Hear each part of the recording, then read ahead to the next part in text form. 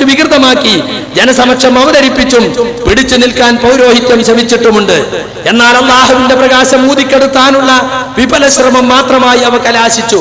ഇത്തരം ശ്രമങ്ങളുടെ ഒടുവിലത്തെ ഉദാഹരണമാണ് മുജാഹിദുകൾ ജിന്നുകളോട് സഹായം തേടാമെന്ന് വാദിക്കുന്നവരാണെന്ന ആരോപണം.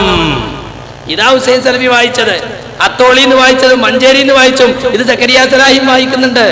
ഇത് ആരോപണം മാത്രമാണ്, തെളിയിക്കാൻ കഴിയാത്ത ആരോപണം. ആ ആരോപണം ഇപ്പൊ ഏറ്റെടുത്തിട്ടുള്ളത് ആരാ? ഇപ്പൊ നിങ്ങൾ കേട്ടില്ലേ? ഞാൻ വെറുതെ പറയാനോ? TP പറഞ്ഞത് കേട്ടില്ലേ? അബ്ദുറഹ്മാൻ സലഫി പറഞ്ഞത് കേട്ടില്ലേ? ബഷീർ ഡോക്ടർ പറഞ്ഞത് കേട്ടില്ലേ? KV പറഞ്ഞത് കേട്ടില്ലേ? ഇതൊക്കെ കണ്ണൂർ ജില്ലയിൽ ഇവർ നടത്തുന്ന ശിർക്ക് ആരോപണമാണ്. വെറുതെ പറയല്ല, ഇത് ജനങ്ങൾ അറിയിക്കുന്നതിലുള്ള ബേജാറാ. പോകരുത്, കേൾക്കരുത് എന്ന് പറഞ്ഞ് ഖുറാഫിയുടെ മാതിരി ആളുകളെ തടയാൻ KNMകാരില്ല ഈ കോക്കസ് ശ്രമിച്ചുകൊണ്ടിരിക്കുന്നത്.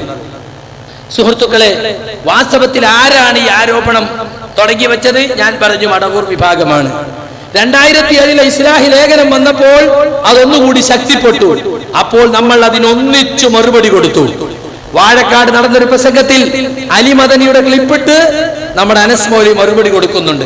ആരാണ് ഈ ആരോപണം പച്ചക്ക് പറയാൻ തുടങ്ങിയത് 2007 മുതൽക്ക് എന്ന് നിങ്ങൾക്ക് കാണാം, നോക്കോളൂ. പറഞ്ഞൊരു ആരോപണം എന്താ? കാര്യമായി പറഞ്ഞു വച്ചൊരു ആരോപണം അത് മറ്റൊന്നല്ല. എന്താ? ജിന്നിനോട് പ്രാർത്ഥിക്കാം എന്നാണ് മുജാഹിദുകൾ പറയുന്നത്. തിരുവനന്തപുരത്തൊരു മുഖാമുഖം നടത്തി.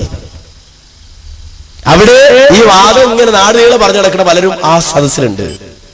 ഞാൻ ചോദിച്ചു, ഒരു തെളിവ് ജിന്നിനോട് പ്രാർത്ഥിക്കാമെന്ന് മുജാഹിദുകൾ പറഞ്ഞതിന് ഒരു തെളിവിന്റെ അംശം കാണിച്ചു തരാൻ ധൈര്യമുണ്ടെങ്കിൽ എനിക്ക് പറഞ്ഞാന്ന് പറഞ്ഞു.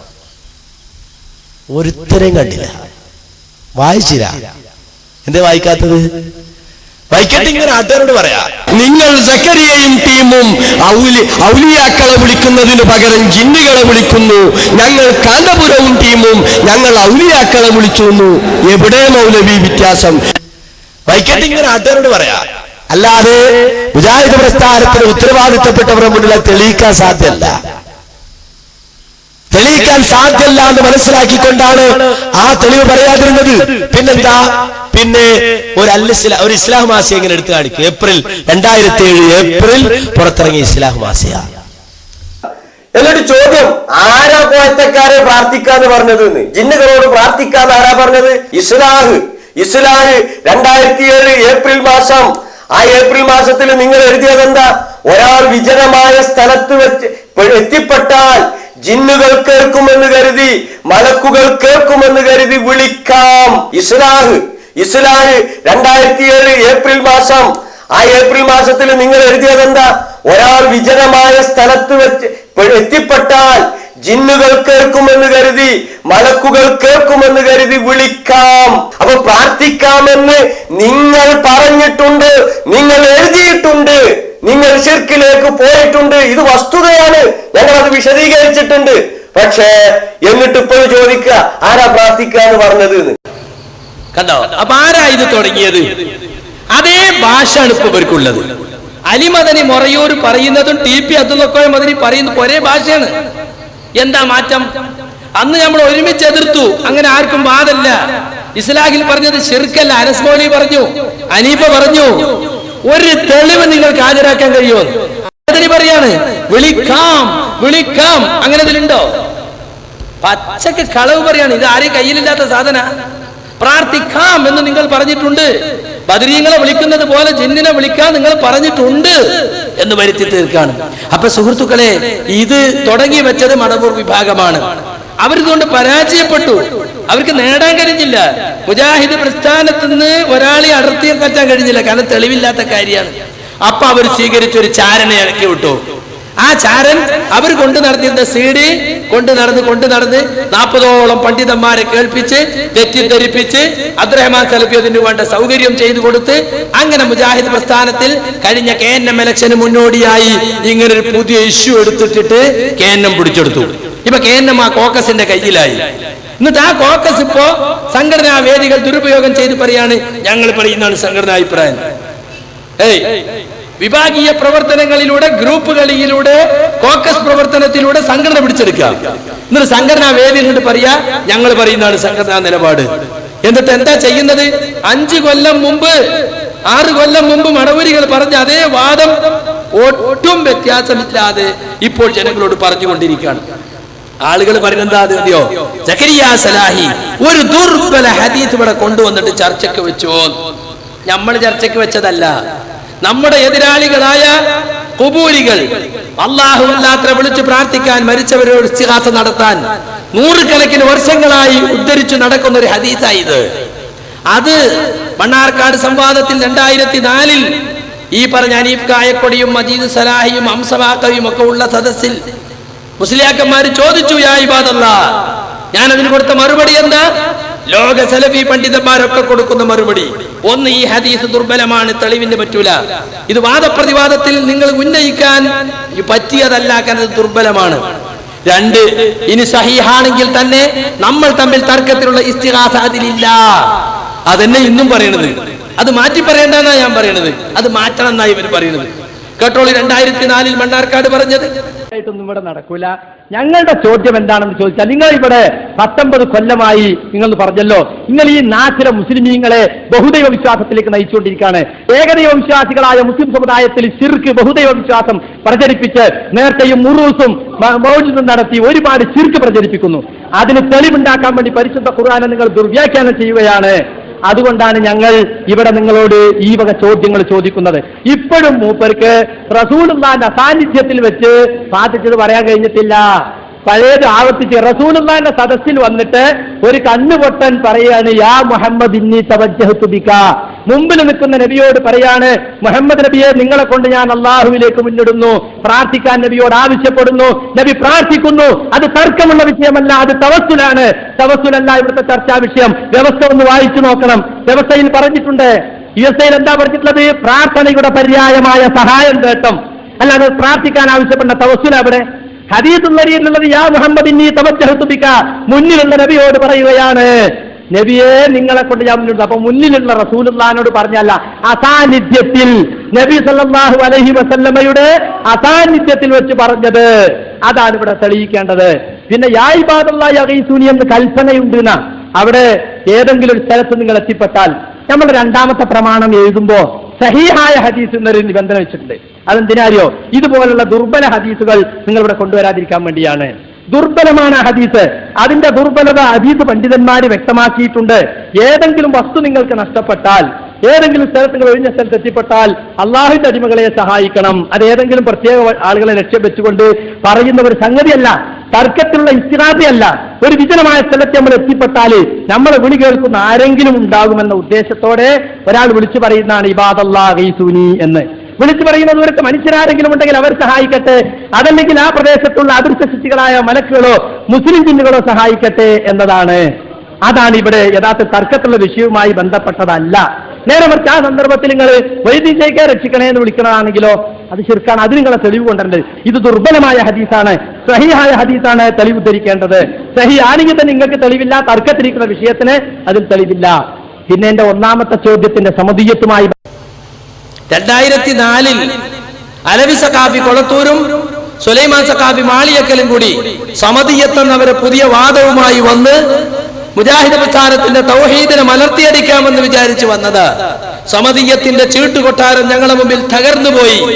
അൽഹംദുലില്ലാഹ്, ഇന്ന് വരെ മണ്ണാർക്കാട് സംവാദത്തിന്റെ പേരിൽ ആ പറഞ്ഞത് ശരിയായില്ല എന്ന് ആരും പറഞ്ഞിട്ടില്ല. എ പി അബ്ദുൽ ഖാദർ മൊഴി ആ കാസറ്റ് മുഴുവൻ കേട്ടിട്ടുണ്ട്. ഞങ്ങൾ അഭിനന്ദിക്കുക ചെയ്തിട്ടുള്ളത്. ഒരു യോഗം വിളിച്ചിട്ട് എ പിയും മറ്റൊക്കെയുള്ള യോഗത്തിൽ മുഹമ്മദ് മദനി പറയാണ്, നിങ്ങളൊക്കെ വാദപ്രതിവാദത്തിൽ ഒരുപാട് അനുഭവമുള്ളവരാണ്, പുതിയ തലമുറക്ക് നിങ്ങൾ അനുഭവങ്ങൾ പറഞ്ഞു കൊടുക്കണം. അപ്പൊ എ പി പറയാണ്, ഞങ്ങൾക്കൊക്കെ ആരെയും അനുഭവം പറഞ്ഞു നീന്ന്? സന്ദർഭം വന്നപ്പോ ഞങ്ങളങ്ങ് പഠിച്ചു. അതുപോലെ ഇപ്പൊ നമ്മൾ പഠിപ്പിക്കാതെ നമ്മളെ കുട്ടികൾ പോയിട്ട് മണ്ണാർക്കാട് ഭംഗിയായിട്ട് നടത്തി പോന്നില്ലേ എന്ന് പറഞ്ഞ് അഭിനന്ദിക്കുകയാണ് ചെയ്തിട്ടുള്ളത്. അപ്പൊ സുഹൃത്തുക്കളെ, യാ ഇബാദല്ലാഹി സൂയി എന്നത് ഖുറാഫികൾ തെളിവാക്കുമ്പോ നമ്മൾ കൊടുക്കാനുള്ള മറുപടി എന്താ? അത് പ്രാമാണികമല്ല, ഹുജ്ജത്തല്ല, തെളിവല്ല. ഇനി തെളിവാണി സഹീഹാണെങ്കിൽ തന്നെയും നമ്മൾ തമ്മിൽ തർക്കത്തിലുള്ള ഇസ്തിഗാസ അതിലില്ല. കാരണം ശബ്ദം കേൾക്കുന്ന പരിധിയിൽ മലക്കുണ്ടെങ്കിൽ മലക്ക് കേൾക്കട്ടെ, ജിന്നുണ്ടെങ്കിൽ ജിന്ന് കേൾക്കട്ടെ എന്ന് വിചാരിച്ച് വിളിച്ചു പറയുന്ന ഒരു വിളി മാത്രമാണ്. അത് ദുആ അല്ല, പ്രാർത്ഥനയല്ല. ഇതാണ് സുഹൃത്തുക്കളെ, ഇത് 1600 കൊല്ലമായി നമ്മുടെ മുമ്പിലുള്ള ഹദീസാണ്. ഇമാം ബുഖാരിയുടെ ഉസ്താദായ ഇബ്നു അബീ ശൈബയുടെ മുസന്നഫിലുണ്ട്, ഇമാം അബൂ യഅലയുടെ മുസ്നദിലുണ്ട്, ഇമാം തബറാനിയുടെ മുഅ്ജമുൽ കബീറിലുണ്ട്, ഇമാം ബൈഹഖിയുടെ അൽ-ആദാബിലുണ്ട്. ഇതിലൊക്കെ ഉള്ള ഹദീസാണിത്. ഇമാം ഇബ്നു തൈമിയ്യ അദ്ദേഹത്തിന്റെ അൽ കലിമു തയ്യിബിൽ ഒരു ദിക്റായിട്ട് കൊടുത്തിരിക്കുന്നു. വാഹനമൃഗം നഷ്ടപ്പെട്ടാൽ നിങ്ങൾ യാ ഇബാദല്ലാഹി ഇഹ്ബിസു അലയ്യ, അല്ലാഹുവിന്റെ അടിമകളെ ആ വാഹനമൃഗത്തെ പിടിച്ചു വെക്കണം എന്ന് ഉറക്കെ വിളിച്ചു പറയണം. ആ വിളി ശിർക്കാണെങ്കിൽ ഇബ്നു തൈമിയ്യ അത് കൊടുക്കുക, ഒരു അടിക്കുറിപ്പ് പോലും കൊടുത്തിട്ടില്ല. ഇബ്നുൽ ഖയ്യിമിൽ വാബിലു സയ്യിബിലുണ്ട്, അവരാരും ആ വിളി ശിർക്കായി കണ്ടിട്ടില്ല. എന്നാൽ ഇപ്പ ഈ പറഞ്ഞ കൂട്ടര് പറയുന്നു അത് ശിർക്കാണ്, ആ വിളി ശിർക്കാണ്. നമ്മൾ പറഞ്ഞെന്താ, വിളി നമ്മക്ക് വിളിക്കാൻ പാടില്ല, യാ അല്ലാഹ് എന്നാ വിളിക്കണ്ടേ. പക്ഷെ അന്ന് വിളിച്ചവർ ഹദീസ് സഹീഹാണെന്ന നിലക്ക് അവരെ നിരീക്ഷണത്തിലും പഠനത്തിലും സഹീഹാണെന്ന് മനസ്സിലാക്കി അവർ വിളിച്ചത് അത് ദുർബലമാണ് എന്ന് പറയാൻ, എന്നാലും അത് ശിർക്കല്ല, അവർ ചെയ്തത് ശിർക്കൻ പ്രവൃത്തിയല്ല എന്നാണ് സുഹൃത്തുക്കളെ നമ്മൾ പറഞ്ഞിട്ടുള്ളത്. അപ്പൊ സ്വാഭാവികമായും ഇങ്ങനെ ഒരു ചർച്ച വരുമ്പോ ഇമാം അഹ്മദ് ചെയ്തത് എന്തിനാ നിങ്ങൾ പറയുന്നത്, ഇമാം നബി ചെയ്തത് എന്തിനാ നിങ്ങൾ പറയുന്നത്, ഹറാമ് ചെയ്യാനാണോ, ശിർക്കിലേക്കുള്ള വസീല ചെയ്യാനാണോ എന്നൊക്കെ ഹനീഫ് കായക്കോട് ചോദിക്കുന്നുണ്ട്. നമ്മളത് പറയുന്നത് അവരാരും ശിർക്ക് ചെയ്തിട്ടില്ല എന്ന് പറയാൻ, അവരാരും ഇതിലൂടെ ശിർക്കിലേക്ക് ജനങ്ങളെ ക്ഷണിച്ചിട്ടില്ലെന്ന് പറയാൻ, അല്ലാതെ നമ്മളത് അനുകരിക്കാൻ വേണ്ടിയല്ല. അങ്ങനെ അനുകരിക്കണമെന്ന് ആരും ഇവിടെ പറഞ്ഞിട്ടുമില്ല. ഇനി നിങ്ങൾ നോക്കൂ, അബ്ദുൽ ജബ്ബാർ മൗലവി ചെയ്തത് ശിർക്കാണ് എന്ന് ഇപ്പൊ മൂവാറ്റുപുഴ വെച്ച് പറഞ്ഞല്ലോ. എന്നാൽ അനസ് മുസ്ലിയാർ തന്നെ വാഴക്കാട് വെച്ച് അതിനെ ന്യായീകരിക്കുന്നത് കേട്ടോളൂ. ജബ്ബാർ മൗലവി എഴുതി പോയ ഒരു വാചകം, ആ വാചകത്തെ പിടിച്ചുകൊണ്ടാണ് ഇവർ ദുർവ്യാഖ്യാനിക്കുന്നത്, തെറ്റിദ്ധരിപ്പിക്കാൻ ശ്രമിക്കുന്നത്. മുജാഹിദ് പ്രസ്ഥാനം പറഞ്ഞു എന്ത്, അത് ജിന്നിനോട് പ്രാർത്ഥിക്കാമെന്ന്. ആ തെറ്റിദ്ധാരണ ചില ആളുകൾ പകർത്താൻ ശ്രമിച്ചപ്പോൾ തന്നെ, പലരും അത് പറയാൻ ശ്രമിച്ചപ്പോൾ തന്നെ കൃത്യമായി ഇത് ഇസ്ലാഹാണ്, 2008 ജനുവരിയിലെ ഇസ്ലാം. അതിലൊരു ചോദ്യം കൃത്യമായി കൊടുത്തു. എന്താ ചോദ്യം? ചോദ്യം മറ്റൊന്നല്ല, പ്രാർത്ഥന അല്ലാഹുവോട് മാത്രമെന്നതാണ് ഇസ്ലാമിന്റെ അടിസ്ഥാന ആദർശം. നാളിതുവരെ ഇസ്ലാഹി പ്രസ്ഥാനം പ്രമാണങ്ങൾ ഉദ്ധരിച്ച് സ്ഥാപിച്ചതും അത് തന്നെയാണ്. എന്നാൽ ഈ ലക്ഷ്യസാക്ഷാത്കാരത്തിന് വേണ്ടി ജന്മം കൊണ്ട ഇസ്ലാഹ് മാസികയിൽ 2007 ഏപ്രിൽ ലക്കത്തിൽ വന്നൊരു ലേഖനത്തിലെ ചില പരാമർശങ്ങൾ അല്ലാഹുവല്ലാത്തവരെയും വിളിച്ചു പ്രാർത്ഥിക്കാമെന്നതിലേക്ക് മുജാഹിദ് പ്രസ്ഥാനവും എത്തിച്ചേർന്നിരിക്കുന്നു എന്നതിന് തെളിവായി ചില കുബൂരി മടവൂരി പ്രഭാഷകരും ലേഖകരും ഉദ്ധരിക്കുന്നു. പ്രസ്തുത ഉദ്ധരണി ചുവടെ എന്ന് പറഞ്ഞിട്ട് നേരത്തെ വായിച്ച ഉദ്ധരണി എടുത്തു കൊടുക്കാൻ. ഇതിനെക്കുറിച്ച് ഇസ്ലാഹിൽ ഒരു വിശദീകരണം പ്രതീക്ഷിക്കുന്നു ഷമീർ കുറ്റിപ്പുറം. അതിന് കൃത്യമായി പത്രാധിപർ മറുപടിയും പറഞ്ഞു. എന്താ പത്രാധിപർ മറുപടി? ചോദ്യത്തിന്റെ തുടക്കത്തിൽ ഇസ്ലാഹി പ്രസ്ഥാനത്തെ കുറിച്ച് ചോദ്യകർത്താവ് പറഞ്ഞ പ്രകാരം പ്രാർത്ഥന അല്ലാഹുവോട് മാത്രമെന്ന തത്വമാണ് അന്നും ഇന്നും എന്നും ഇസ്ലാഹി പ്രസ്ഥാനം പ്രതിദാനം ചെയ്യുന്നത്. അതിൽ യാതൊരു മാറ്റവുമില്ല. എന്നാൽ ചോദ്യകർത്താവ് എടുത്തുദ്ധരിച്ച വാചകങ്ങളിൽ നിന്നും അല്ലാഹുവല്ലാത്തവരോട് പ്രാർത്ഥിക്കൽ അനുവദനീയമാണെന്ന സങ്കല്പം ലേഖകൻ ഉദ്ദേശിച്ചിട്ടേയില്ല. പ്രദേശത്ത് നിന്ന് തന്റെ ശബ്ദം കേൾക്കുന്നത് ആരാകട്ടെ അവരെന്നെ സഹായിക്കട്ടെ എന്ന നിലക്ക് അള്ളാഹുവിന്റെ അടിമകളെ എന്ന് വിളിച്ചാൽ അതിൽ അബൗദ്ധികതയോ ശിർക്കോ ഇല്ല എന്ന് മാത്രമേ ലേഖകൻ ഉദ്ദേശിച്ചിട്ടുള്ളൂ. മദ്യപിച്ചാൽ ശിർക്കാകുകയില്ലെന്ന് പറഞ്ഞാൽ മദ്യപിക്കൽ അനുവദനീയമാണെന്ന് ഗവേഷണം നടത്തുന്നത് വിഡ്ഢിത്തമല്ലേ? നമ്മുടെ ജീവിതത്തിലെ ഒരു സാഹചര്യത്തിലും ജിന്നിനോട് സഹായം തേടാൻ ഖുർആനിലും ഹദീസിലും തെളിവില്ല. ഇത്തരം ദുഷ്പ്രചരണങ്ങളെ കരുതിയിരിക്കുക. കൃത്യമായി 2008 ജനുവരിയിൽ വലിയ അക്ഷരത്തിൽ തന്നെ, കാരണം വെച്ചാൽ കണ്ണ് കാണാത്ത ആളുകളാണല്ലോ കൂടുതലും മടവരുടെ കൂട്ടത്തില്, ഓരോ നന്നായി കണ്ടോട്ടെ എന്ന് വിചാരിച്ചിട്ട് ഒരൽപ്പം വലിയ അക്ഷരത്തിൽ തന്നെ കൊടുത്തു. 2008 കഴിഞ്ഞു, 2009 എന്നാലും പഴയ പല്ലവി ഇങ്ങനെ പാടുക. ഇത് പറഞ്ഞ അനസ് മൗലവി ഇപ്പൊ എന്താ പറയണത്? മടവൂരികൾ അന്ന് പാടിയ പല്ലവി ശരിയായിരുന്നു അല്ലേ? അപ്പൊ ഇവര് പോയിട്ട് ഇനി എന്ത് വേണമെന്നറിയോ? ഹുസൈൻ മടവൂരിന്റെ അടുത്ത് പോയിട്ട് ഇതാ ഒരു സമ്മേളനം വരാമാണ് പാലക്കാട്. ഈ മൂവർ സംഘം പോയിട്ട് സ്റ്റേജ് കയറിയിട്ട് മാപ്പ് പറയണം. കഴിഞ്ഞ 5 വർഷമായി നിങ്ങൾ പറഞ്ഞിരുന്നതാണ് സത്യം, ഞങ്ങൾ പറഞ്ഞിരുന്നത് കളവായിരുന്നു, അതുകൊണ്ട് ക്ഷമിക്കണം എന്ന് പറഞ്ഞിട്ട് മടവൂരികളുടെ സമ്മേളനത്തിൽ പോയിട്ട് മാപ്പ് പറയണം. അതാണല്ലോ ഇപ്പൊ പറഞ്ഞത്. ഇസ്ലാഹിൽ വന്നത് ശിർക്കല്ല. ഒരു കാര്യം ശിർക്കല്ല എന്ന് പറഞ്ഞാൽ അത് ചെയ്യാൻ ആരെങ്കിലും അർത്ഥാക്കോ? മദ്യപിക്കൽ ശിർക്കല്ല എന്ന് പറഞ്ഞാൽ മദ്യപിക്കാം എന്നാണോ? വ്യഭിചാരം ചെയ്യാൻ ശിർക്കല്ല എന്ന് പറഞ്ഞാൽ വ്യഭിചാരം ചെയ്യാനാണോ എന്ന് വ്യക്തമായിട്ട് അതിൽ എഴുതി കൊടുത്തു. ഇതാണ് ഇപ്പോൾ ഇസ്ലാഹിൽ വന്നത്. അത് തിരുത്തല്ല, വിശദീകരണമാണ്.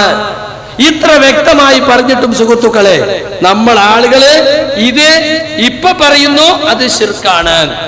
ഇത് മടവൂരികൾ കുത്തിപ്പൊക്കിയപ്പോ അവർക്ക് മറുപടി കൊടുത്തതാ. ഇനി അത് കുബൂരികൾ ഏറ്റെടുത്തു. 2009 അത് മൂപ്പരനെ പറഞ്ഞില്ലേ, 2009 കണ്ടത് നിർത്തിയിട്ടില്ലല്ലോ ഈ പല്ലവി. ഇനി നോക്കുക, അത് കുബൂരികൾ ഏറ്റെടുത്തു, അമ്പലക്കടവ് പൈസയും കൂട്ടരും.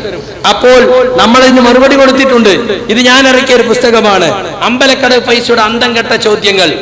ഈ പുസ്തകത്തിൽ നമുക്കതിൽ മുജാഹിദുകളോട് 25 ചോദ്യങ്ങൾ എന്ന് പറഞ്ഞിട്ട് ജിന്നുമായി ബന്ധപ്പെട്ട കുറെ ചോദ്യങ്ങൾ, ഇത് 2009 ഇറക്കിയ പുസ്തകം. ആ 25 ചോദ്യങ്ങൾക്ക് മറുപടിയും പറഞ്ഞു, 50 ചോദ്യങ്ങൾ അങ്ങോട്ട് ചോദിക്കുകയും ചെയ്തു. ഇത് ഇസ്ലാഹില് കണ്ടശ വന്നിരുന്നതാണ്. ആ കാലഘട്ടത്തിൽ അമ്പലക്കടവ് പൈസക്ക് മറുപടി പറഞ്ഞുകൊണ്ട് ഇസ്ലാഹ് മാസികയിൽ ശിർക്കില്ലെന്ന് സ്ഥാപിച്ചുകൊണ്ട് അനസ് മുസ്ലിയാർ സംസാരിച്ചത് കേട്ടോളൂ. ഇയാൾ ഒരു വലിയ കളവ്, ഒരു വലിയ ബെഡായി. എന്താ ബെഡായി എന്നറിയോ? കേട്ടോളൂ, അദ്ദേഹം ഒരു വലിയ ബെഡായി പറയാൻ. മുജാഹിദ് പ്രസ്ഥാനം രാത്രി മാത്രമേ പകലും ജിന്നിനോട് സഹായം ചോദിക്കാനാണ്, പിശാചിനോട് ചോദിക്കാന്ന് പറയുന്നത്. ഇവർ പറയുന്നത് വിജനമായ മരുഭൂമിയിൽ ഒരാൾ അകപ്പെട്ടു. മരുഭൂമി എന്ന വലിയ കേസാണ്. നമ്മുടെ നാടിന്റെ മാതിരി മരുഭൂമിയിൽ അകപ്പെട്ടാൽ വഴി അറിയില്ലെങ്കിൽ രക്ഷയില്ല, മരിച്ചു പോകുന്നേ വഴിയുള്ളൂ, വേറെ വഴിയില്ല. കാരണം എന്താ വെച്ചാൽ മരുഭൂമി ചുട്ടുപൊള്ളുന്ന മണൽക്കാടാണ്. ഒരു ആരും തുണക്കുണ്ടാവില്ല, റോഡും ഇല്ല, വഴിയില്ല, മനുഷ്യന്മാരില്ലാത്ത വിജനമായ പ്രദേശം. റോഡ് അറിഞ്ഞില്ലെങ്കിൽ, വഴി അറിഞ്ഞില്ലെങ്കിൽ രക്ഷപ്പെടാൻ ഒരു വഴിയില്ല. അങ്ങനെ ഗത്യന്തരമില്ലാത്ത ഘട്ടത്തിൽ തൽക്കാലം സഹായം കിട്ടണമെങ്കിൽ പണ്ടൊക്കെ മുജാഹിദ് പറഞ്ഞ അള്ളാനോടല്ല മറ്റാരോടും പ്രാർത്ഥിക്കാൻ പാടില്ലതാ. ഇപ്പൊ പറഞ്ഞത് അള്ളാനോടും പ്രാർത്ഥിക്കാം, ജിന്നിനോടും പ്രാർത്ഥിക്കാം, പിശാചിനോടും പ്രാർത്ഥിക്കാം, മഹാത്മാക്കളോട് പാടില്ല എന്ന് മാത്രമേ പറയുന്നു. കളവ്. ഒരു വാചകത്തിന്റെ തുണ്ടുധരിക്കാൻ നിങ്ങൾക്ക് ധൈര്യമുണ്ടോ? അള്ളയല്ലാത്തവരോട് പ്രാർത്ഥിക്കാം, ജിന്നിനോട് പ്രാർത്ഥിക്കാം, പിശാചിനോട് പ്രാർത്ഥിക്കാം എന്ന് പറഞ്ഞ വാചകത്തിന് ഒരു തുണ്ട് തെളിവ് ധരിക്കാൻ നിങ്ങൾക്ക് കഴിയോ? അതൊട്ടിങ്ങനെ നടക്കരുത്. വല്ലാണ്ട് കളവേ പറയൂ, അതേ ശീലിച്ചിട്ടുള്ളൂ. ആ നിർബന്ധമായി മറ്റുള്ളവർ സ്വീകരിക്കണം, ആ നിലപാട് ശരിയല്ല. ഒരു വാചകത്തിന്റെ തുണ്ട് ജിന്നുകളോട് പ്രാർത്ഥിക്കാന്ന് മുജാഹിദുകൾ പറഞ്ഞത്രേ. അങ്ങനെ വാദിക്കണത്രേ. ശൈത്താനോട് പ്രാർത്ഥിക്കാന്ന് പറഞ്ഞു അത്രേ. നിങ്ങൾക്ക് ഉദ്ധരിക്കാൻ പറ്റുമോ? കണ്ടോ, ഇതൊക്കെ ഇനിയിപ്പോ മൂപ്പർ തിരുത്തി പറയണം. കളവ് എന്ന് പറഞ്ഞപ്പോ എന്താണ്? സത്യം. അപ്പൊ ഇതിൽ പ്രാർത്ഥന ഉണ്ട് എന്നാണ് പറയുന്നത്. ജബ്ബാർ പോലെ ഇവിടെ ലേഖനത്തിൽ പ്രാർത്ഥന ഉണ്ട്, അല്ലല്ലാത്തവരെ വിളിച്ച് പ്രാർത്ഥിക്കാനുള്ള ആഹ്വാനം ഉണ്ട്, ശിർക്ക് എന്നാണല്ലോ ഇപ്പോഴത്തെ ഇലക്ഷനോടനുബന്ധിച്ചുള്ള പുതിയ സമാചാരം. അപ്പൊ എന്തായി? SKSSFന്റെ ഓഫീസിൽ പോയിട്ട് മാപ്പ് പറയണം. അന്ന് ഞാൻ നിങ്ങൾ പറഞ്ഞത് കളവ് എന്ന് പറഞ്ഞു, കളവേ പറയൂ, കളവ് കൊണ്ടേ നടക്കും, എല്ലാം തെറ്റാണ്. നിങ്ങൾ പറഞ്ഞത് പരമ സത്യമാണ്, സത്യമാണ് അല്ലേ? ഇനി കേട്ടോളൂ, അദ്ദേഹം പറയാ, ബാക്കി കേട്ടെ. അങ്ങനെ വാദിക്കണത്രേ. ശൈത്താനോട് പ്രാർത്ഥിക്കാന്ന് പറഞ്ഞു അത്രേ. നിങ്ങൾക്ക് ഉദ്ധരിക്കാൻ പറ്റുമോ? ഇല്ല. എന്റെ മൂപ്പര് ഇത് പറഞ്ഞിട്ട് ഉദ്ധരിക്കുന്നത് കേട്ടോളൂ. ഉദ്ധരിക്കുന്ന വാചകം എന്താ കേട്ടോളൂ. പറഞ്ഞെന്താ വെച്ചാല് അത് കുടുങ്ങാണെങ്കിൽ ജിന്നിനോട് ചോദിച്ചോളും, ജിന്ന് വഴി കാണിച്ചു തരാൻ സാധ്യതയുണ്ട്, പിശാച്ച് വഴി കാണിച്ചു തരാൻ സാധ്യതയുണ്ട്. ഞാൻ വായിച്ചു കേൾപ്പിക്കാം. പകൽ വെളിച്ചത്തിൽ വിജനമായ മരുഭൂമിയുടെ വഴിയറിയാതെ നടന്നു നീങ്ങുന്ന ഒരാൾ പരിസരത്ത് ആരെയും കാണുന്നില്ല. ഇവിടെ എന്റെ ശബ്ദം കേൾക്കുന്ന ആരെങ്കിലും, മനുഷ്യൻ, മലക്ക്, ജിന്ന്, എന്നെ സഹായിക്കട്ടെ എന്ന് നനച്ച് പടപ്പുകളെ എന്നെ സഹായിക്കണേ, എനിക്ക് വഴി കാണിച്ചു തരണേ എന്ന് ഉച്ചത്തിൽ വിളിച്ചു പറയുന്നുവെങ്കിൽ അഭൗതിക മാർഗത്തിന്റെ സഹായത്തേട്ടം അതിലില്ല, അതുകൊണ്ടത് ശിർക്കല്ല.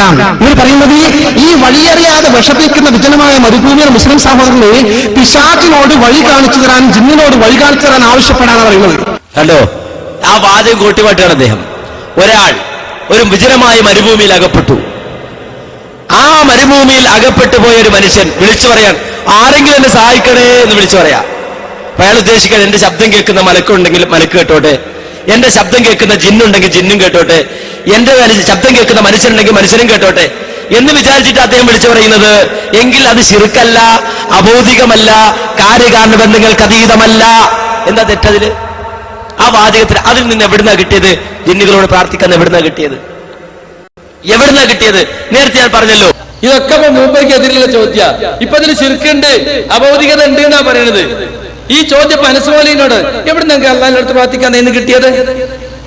ശിർക്കല്ല, അബൗദികമല്ല, കാര്യകാരണ ബന്ധങ്ങൾക്ക് അതീതമല്ല, എന്താ തെറ്റതിന് എന്ന് ചോദിച്ചാൽ ഇപ്പോൾ തെറ്റാണെന്നാ പറയണത്.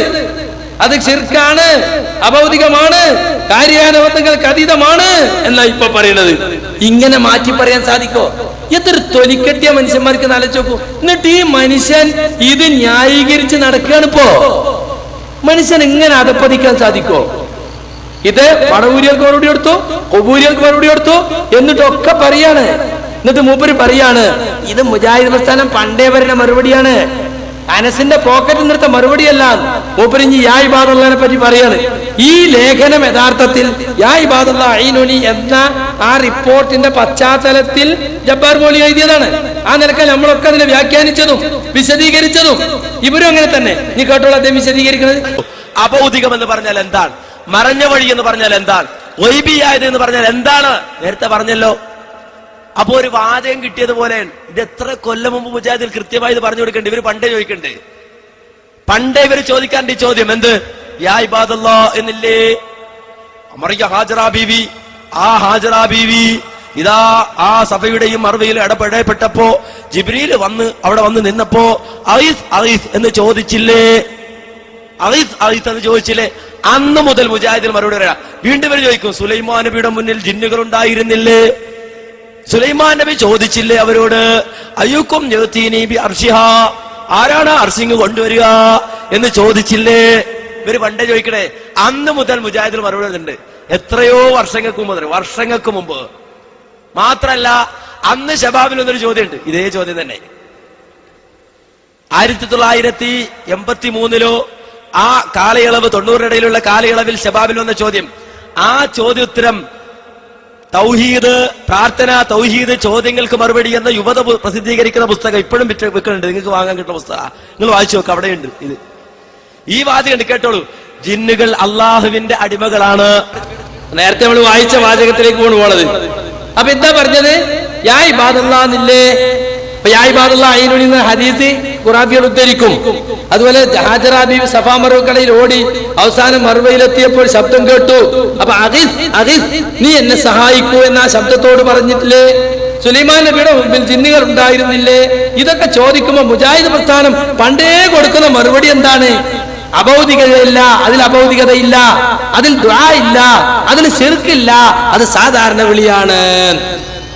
അത് മാറ്റണം. മുജാഹിദുകൾ ഇതുവരെ കൊടുത്തുകൊണ്ടിരുന്ന മറുപടി മാറ്റണം. ഹാജറ ബീവി അലിസ് എന്ന് വിളിച്ചതും പിന്നെ ഇമാമിങ്ങൾ യാ ഇബാദല്ലാ എന്ന് വിളിച്ചതും അതൊക്കെ ശിർക്കാണ് എന്ന് പറയണം. അങ്ങനെ പുതിയൊരു ആദർശം, പുതിയൊരു തൗഹീദ് നമ്മൾ പ്രചരിപ്പിക്കണം എന്ന് ഇപ്പൊ ഈ മൂവർ സംഘം പറയുന്നു. അത് നമ്മൾ സ്വീകരിക്കാത്തതിന്റെ പേരിലാണ് വാസ്തവത്തിൽ ഇപ്പോൾ സംഘടനയിൽ പ്രതിസന്ധി ഉണ്ടായിട്ടുള്ളത്. ജമിയത്തുൽ ഉലമയിൽ ഞാൻ പറഞ്ഞു, നമ്മൾ മാത്രം ലോകത്തുടനീളമുള്ള സലഫി പണ്ഡിത കൂട്ടായ്മകളെ നോക്കാതെ നമ്മൾ മാത്രം ഒരു പുതിയ തീരുമാനം എടുത്ത് മുന്നോട്ട് പോണത് ശരിയല്ലല്ലോ.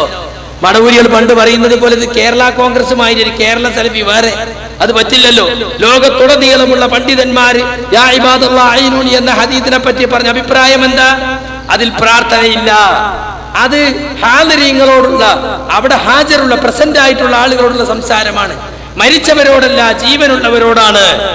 അത് പ്രാർത്ഥനയല്ല, സാധാരണ വിളിയാണ്. അതിനപ്പുറം നമ്മളൊരു പുതിയ തീരുമാനമെടുക്കരുത്. നമ്മുടെ മുൻഗാമികൾ എടുക്കാത്തൊരു തീരുമാനം നമ്മൾ എടുക്കരുത്. ഇനി നിങ്ങൾ നോക്കി, 2009 അബ്ദുറഹ്മാൻ സലഫിയോട് ചോദിച്ചു. എടവണ്ണ ജാമിയ നദവിയയിൽ വെച്ചൊരു കുട്ടി വിജനമായ സ്ഥലത്ത് വെച്ച് ജിന്നുകൾ സഹായിക്കുമെന്ന് വിശ്വസിച്ച് വിളിച്ചാൽ അത് പാടുണ്ടോ? അങ്ങനെ വിശ്വസിച്ച് സഹായിക്കുമെന്ന് വിശ്വസിക്കാൻ പാടുണ്ടോ? കേട്ടോളൂ അതിന്റെ മറുപടി. അസ്സലാമു അലൈക്കും.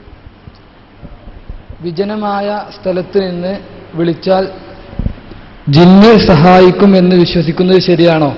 മടവൂരികൾ നമ്മളെ സംബന്ധിച്ച് ആദ്യമൊക്കെ നമ്മൾ മനുഷ്യ കഴിവിനപ്പുറം എന്നാണ് പ്രാർത്ഥനയ്ക്ക് നിർവചനം നൽകിയെങ്കിൽ ഈ ജിന്നിന്റെ വിഷയം വന്നതിന് ശേഷം മനുഷ്യ സൃഷ്ടികൾക്കപ്പുറം എന്ന് പറയുന്നുണ്ട്.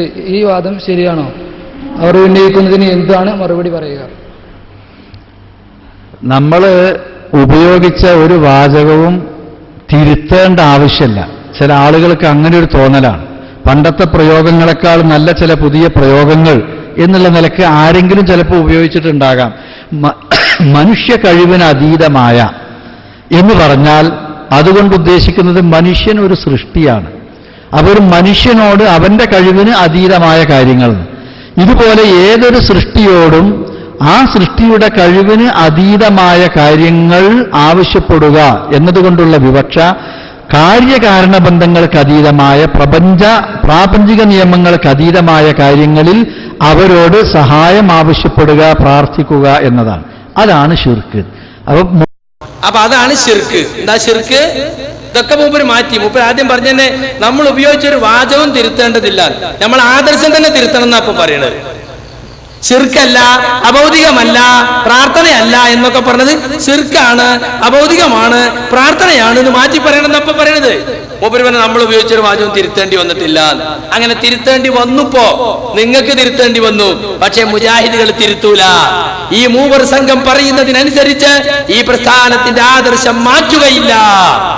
മൂപ്പര് പറയാ മനുഷ്യ കഴിവിന് അതീതെന്ന് പറഞ്ഞാൽ, സൃഷ്ടികളെ കഴിവിന് അതീതെന്ന് പറഞ്ഞാൽ എന്താ അതിന്റെ ഉദ്ദേശം?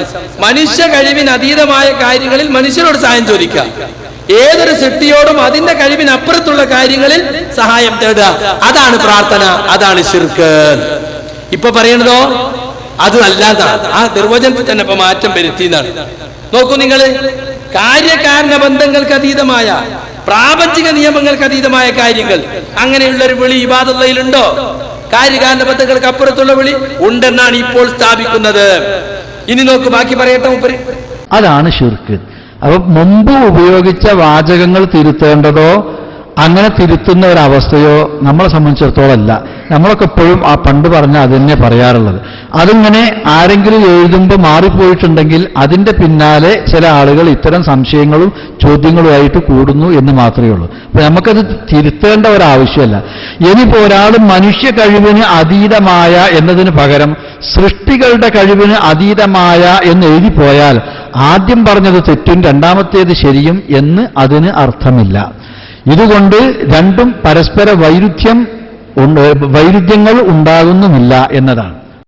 രണ്ടാമത്തെ കാര്യം എന്താ? മനുഷ്യ കഴിവിന് അതീതം എന്ന് പറഞ്ഞാലും സൃഷ്ടികളെ കഴിവിന് അത് രണ്ടും നമ്മൾ പ്രാർത്ഥനയ്ക്ക് നിർവചനമായി പറഞ്ഞാണ്, ഒന്നൊന്നിനെതിരല്ല. ഇപ്പൊ മനുഷ്യ കഴിവിന് അതീതം എന്നാണ് പണ്ട് പറഞ്ഞിരുന്നത്. ജിന്നിന്റെ വിഷയം വന്നപ്പോ സൃഷ്ടികളെ കഴിവിന് അതീതം മാറ്റി എന്നാണല്ലോ മടവൂർ വിഭാഗം പറയുന്നത് എന്നാണ് കുട്ടി ചോദിച്ചത്. അപ്പൊ മറുപടി അത് രണ്ടും തെറ്റായ പ്രയോഗമല്ല, രണ്ടിന്റെ ഉദ്ദേശം ഒന്ന് തന്നെയാണ്.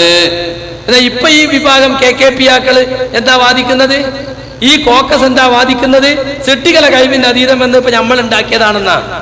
ചെറിയ മുണ്ടം 80കളിൽ എഴുതിയതിൽ അതുണ്ട്. 1944 കണ്ണൂർ അബ്ദുൽ ഖാദർ മൗലവിയുടെ അത്തൗഹീദിൽ അതുണ്ട്. കൊട്ടപ്പുറം സംവാദത്തിൽ അതുണ്ട്. അതുപോലെ 1950 MCC എഴുതി കൊടുത്ത പരപ്പനങ്ങാടി സംവാദത്തോടനുബന്ധിച്ച് എഴുത്തുകുത്തിൽ അതുണ്ട്.